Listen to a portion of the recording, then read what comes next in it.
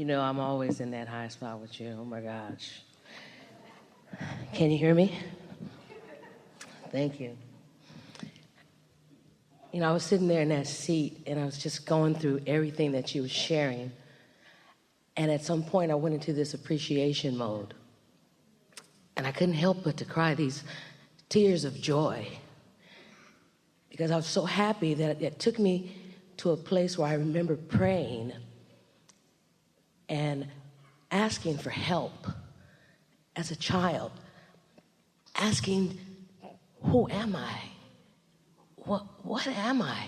Where do I come from? This doesn't feel right being here.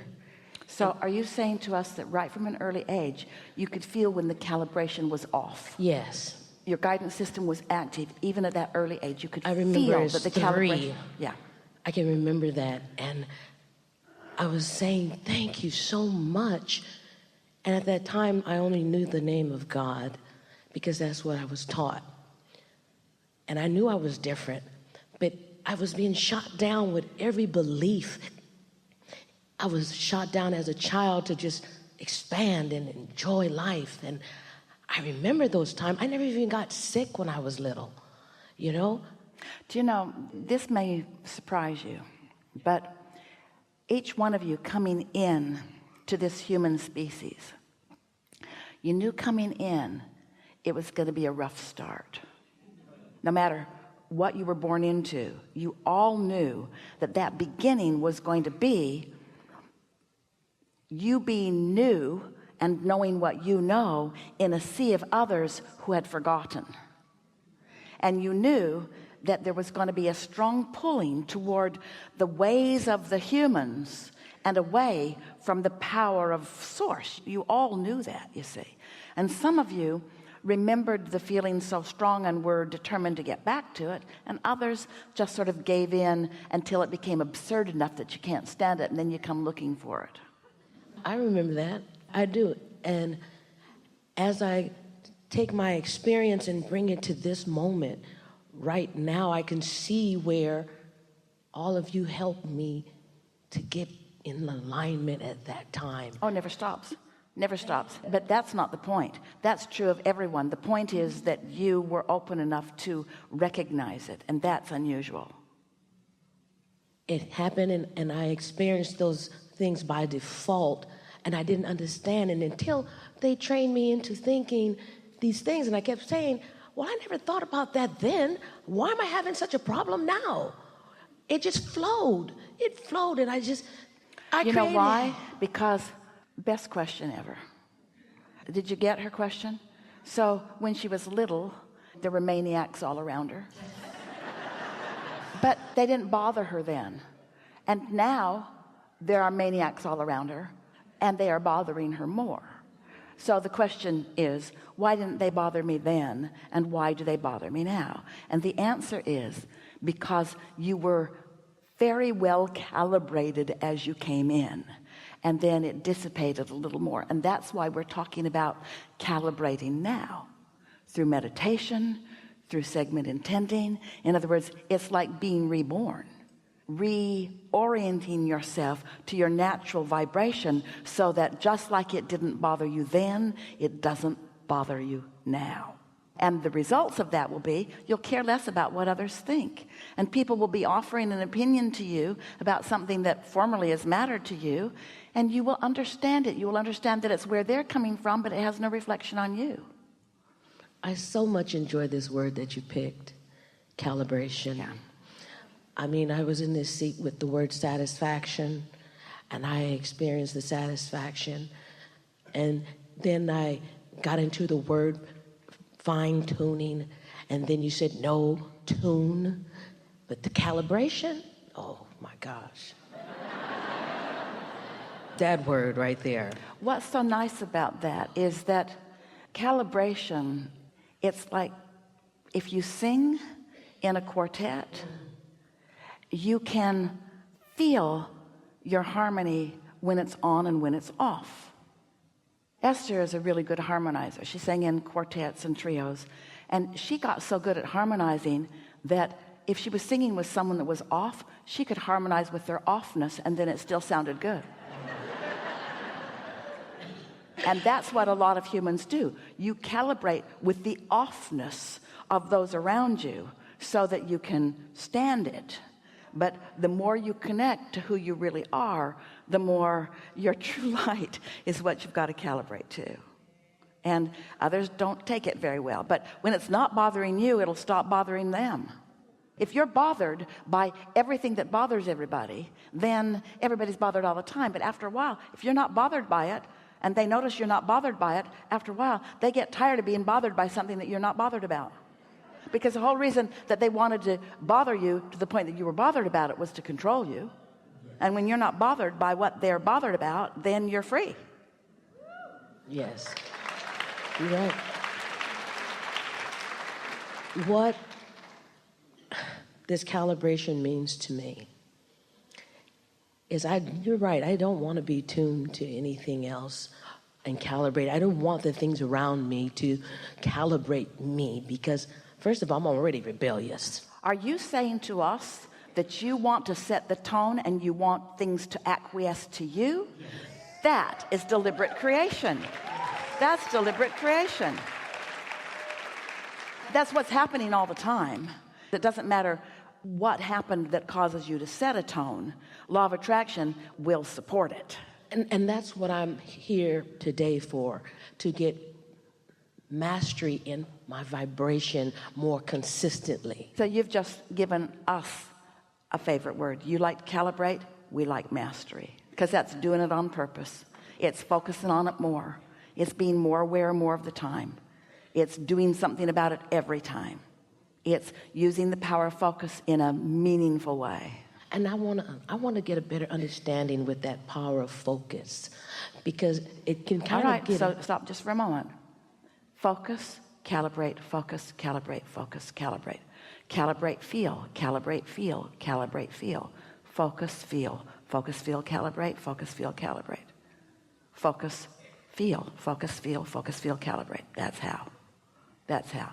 It's not about the subject. It's about the way I feel.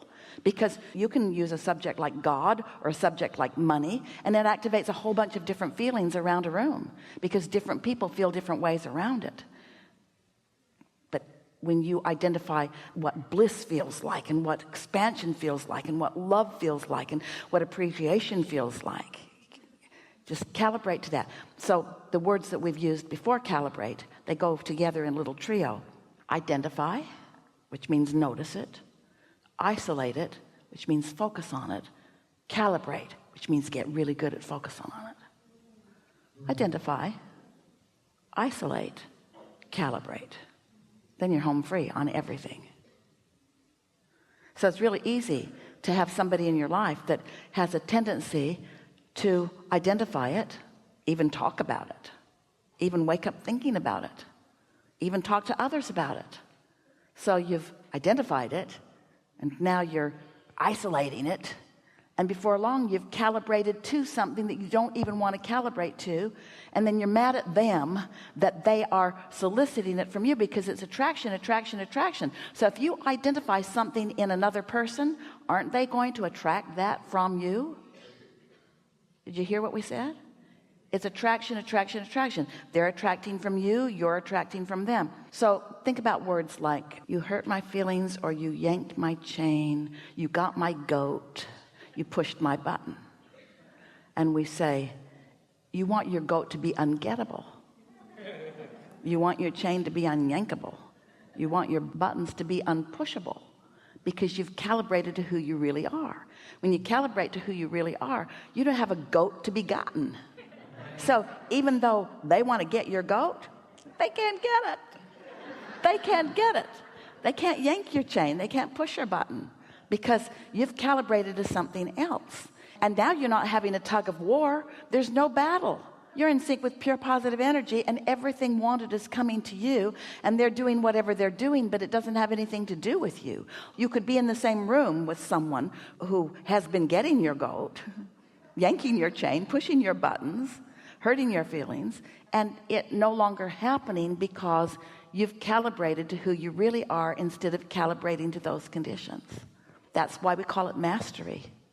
You have to have the experience, feel what it feels like, decide whether you want that again, decide what you're going to do about it, get out ahead of it. Once it happens, you can't fix it. Once they get your goat is got for this moment. In other words, you got to start a new day or a new segment or a new moment. You got to recalibrate to who you really are and then do it again. Did you see the movie Groundhog Day? Esther and Jerry turned it on in the middle and they didn't know what was happening at first. It didn't make any sense to them at all. Groundhog Day, a movie. Did you see it? Did you not see it? It's a movie where every day you started the same day over again, but you had new information because of what you'd lived before. So the things that went wrong, have a conversation with someone and they don't like what you say, so the next day you don't say that. Have a conversation with someone and they really like it, so the next day you say it even more. It was a sort of amplification of the way the law of attraction really does work.